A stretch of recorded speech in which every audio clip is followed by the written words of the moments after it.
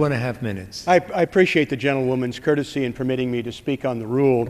I was sitting here waiting to speak on the underlying legislation after the rule is passed, because I think it is an important ingredient towards dealing with a serious problem in California that affects us all. But I'm compelled to come to the floor to support briefly the rule that is brought before us.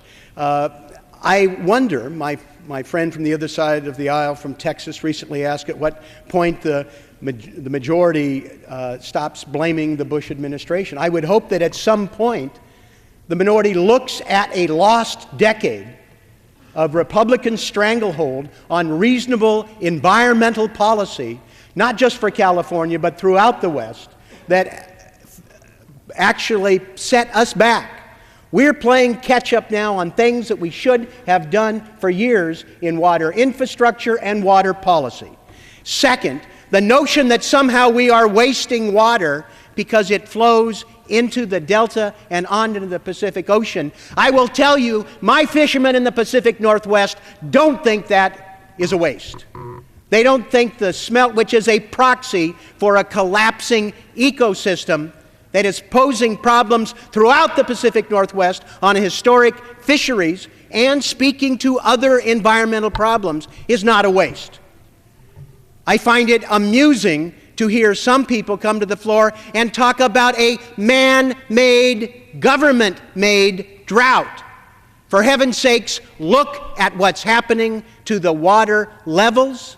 Look at the areas there where they don't even monitor what is happening with groundwater to keep careful control. The California legislature tied itself into knots. There is a governmental failure, all right, a governmental failure that at the federal government, the state government, the local government, we haven't dealt meaningfully with these conflicts. And so we have treated farmers, fishermen, the environment, and local communities that rely on these sources, we've treated them shabbily. Well, now with climate change and persistent drought and the fact that some people aren't going to sit back and take it anymore, it's coming home to roost. I hope that there is a more spirited and robust discussion about the reality. I hope California gets its act together on a state level, and I hope the federal, may I have 30 more seconds? No, 30 seconds. And I hope the federal government makes up for that lost decade. We are in a situation now where water is the precious resource for going forward. And what we're seeing here is a blip on the radar screen that is going to be affecting each and every state across the country.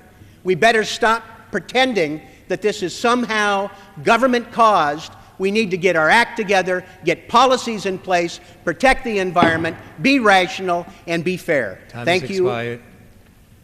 Gentleman from Florida. Speaker, I yield 2 minutes to my friend from California, Mr. Nunes. Gentleman is recognized for 2 minutes. I thank my friend from Florida. I just want to make sure that we set the record straight on the salmon fishing issue. A lot of people are probably watching out there and wondering, well, are these salmon fishermen really out of work?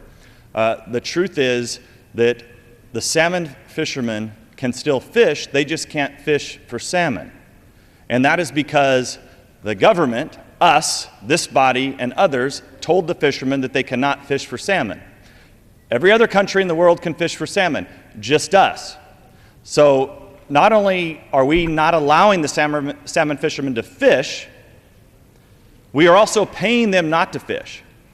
Several $100 million we've given the salmon fishermen so that they will not fish for salmon.